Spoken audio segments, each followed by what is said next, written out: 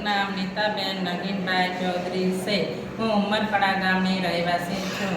અમોને પ્રધાનમંત્રી આવાસ યોજના હેઠળ 2025માં આવાસનો લાભ મળેલ છે. અગાઉ અમારું કાચું ઘર હતું, જેથી ચોમાસા દરમિયાન વરસાદના પાણીના ટીપા ટપકતા જેથી મુશ્કેલ પડતી હતી. બાળકોને ભણવામાં પણ તકલીફ હતી. અમોને આવાસનો લાભ મળવાથી અમારું પાકું ઘર બનાવવાથી મુશ્કેલ દૂર થઈ છે. અમો BPL રેશન કાર્ડ ધરાવીએ છીએ, જેથી સરકારની મફત અનાજ વિતરણની યોજના અનાજ પણ નિયમિત મળે છે.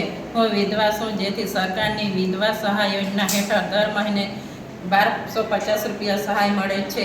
અગાઉ અમો દેશી ચૂલા પર રસોઈ બનાવતા હતા. ચૂલાના ધુમાડાથી આંખો બળતી હતી.